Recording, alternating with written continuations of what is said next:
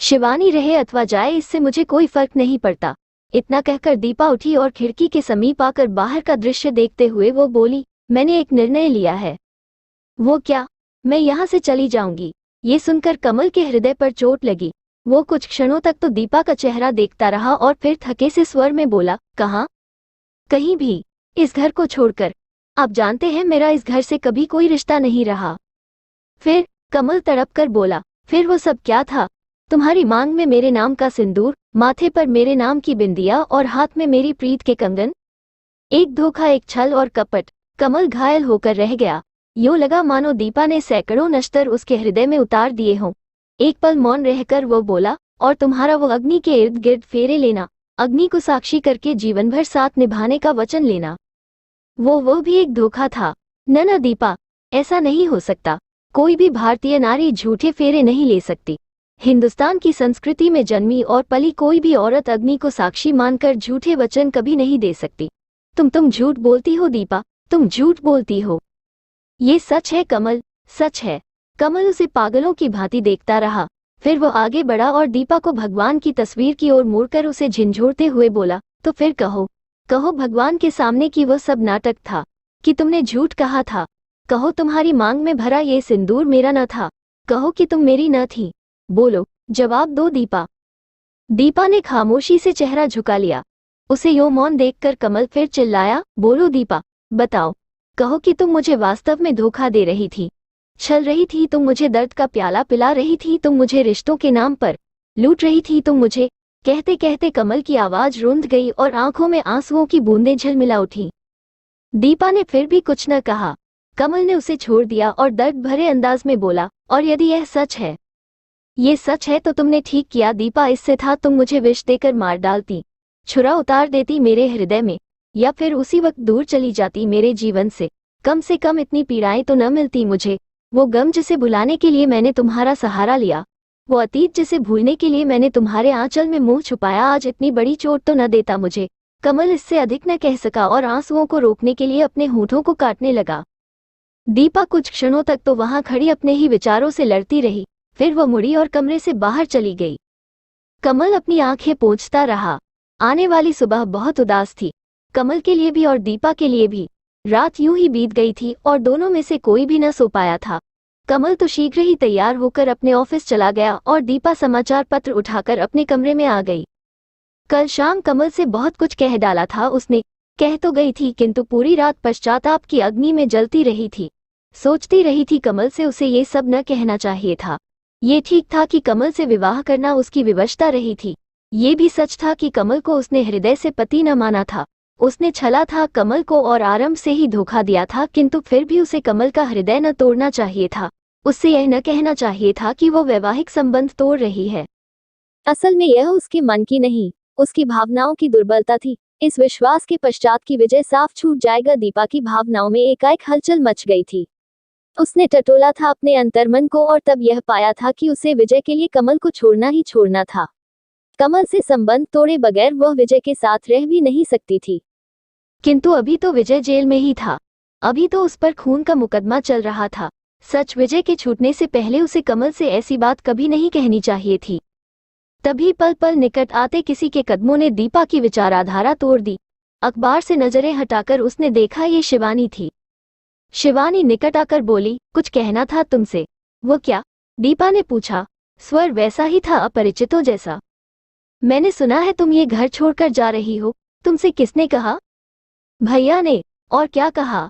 ये कि तुमने विवाह के नाम पर एक नाटक किया था। ये कि तुम्हारा अग्नि के इर्द गिर्द फेरे लेना और शादी का सुर्ख जोड़ना पहनना ये सब एक दिखावा था। ये सच है तो क्या? अभी मेरा ऐसा कोई इरादा नहीं। इरादा करने से पहले एक बात जरूर सोच लेना। वो क्या? तुमने भले ही उनके साथ विवाह का नाटक किया हो, किंतु भैया ने तुम्हें वास्तव में चाहा है। बहुत प्यार किया है उन्होंने तुम्हें, और यदि तुमने उनके प्यार को ठुकराया तो वो इस दुख को सह न पाएंगे। दीपा चुप रही। शिवानी फिर बोली, मैं तुमसे इन बातों के अतिरिक्त एक बात और कहना चाहती हूँ। बोलो। उषा इसी शहर में है। भैया के जिस मित्र से उसने विवाह किया था उसका देहांत हो चुका है और वो आजकल विधवा का जीवन जी रही है। दीपा ने सामान्य लहजे में पूछा, ये सब तुम मुझसे क्यों कह रही हो? ये बताने के लिए कि उषा फिर इस घर की बहू बनना चाहती है और भैया से कई बार मिल चुकी है। इसमें दिक्कत क्या है? तुम्हारे भैया जब भी चाहें उसे अपने घर ले आएं। तुम्हें कोई दुख न होगा। नहीं। ये सुनकर शिवानी उसे कई क्षणों तक आश्चर्य से देखती रही और फिर बोली, ये तुम कह रही हो? हाँ, दीपा ने कहा और फिर से अखबार देखने लगी। शिवानी को उससे ऐसे उत्तर की आशा न थी। वो उसे कुछ पलों तक तो अचरज एवं घृणा से देखती रही और फिर बोली, क्या मैं जान सकती हूँ कि तुम ऐसा क्यों चाहती हो? मतलब, तुम ये रिश्ता क्यों तोड़ना चाहती हो? विवशता है मेरी। विवशता कैसी? यह न बता पाऊंगी। तुम मेरी सहेली हो, क्या इस नाते भी तुम मुझसे अपनी विवशता न बताओगी? तुम भली प्रकार जानती हो कि अब हम दोनों के बीच ऐसा कोई रिश्ता नहीं। चलो, शिवानी बोली, मित्र न सही दुश्मन समझकर बता दो। समय आने पर बता दूंगी। समय कब आएगा यह मैं नहीं जानती। तो फिर? शिवानी इस बार उसके समीप बैठ गई और नम्रता से बोली, मेरी एक विनती मान लो। वो क्या? यहाँ से जाने का नाम न लो। तुम जानती हो कि मैं अगले सप्ताह यहाँ से चली जाऊंगी और यदि तुम भी चली गई तो भैया बिल्कुल अकेले रह जाएंगे। उनके ऐसे बहुत से कार्य हैं जिन्हें वे स्वयं नहीं कर पाते और उनके लिए उन्हें दूसरों का सहारा लेना पड़ता है। यदि तुम्हारा सहारा भी छूट गया तो वो किसका सहारा लेंगे? इसके लिए उषा जो है, किंतु भैया उससे घृणा करते हैं।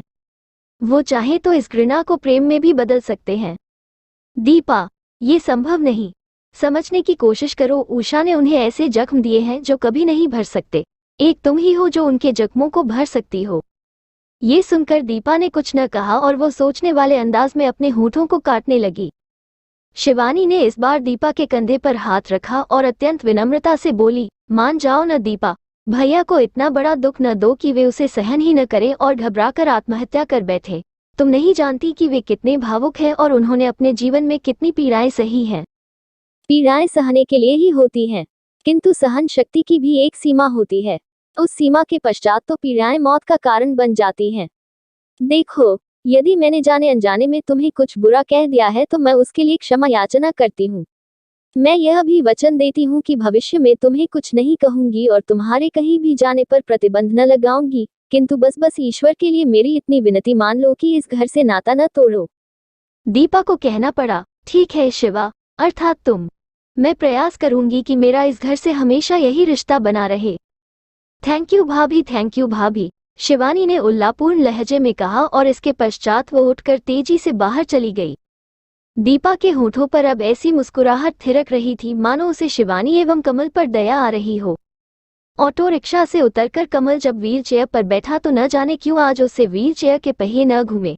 वो 3-4 कदम चलकर ही यूं हौंफने लगा मानो मीलों से चलकर आया हो। तभी न जाने किस ओर से दीपा आई और उसने पीछे से व्हील चेयर को थाम लिया।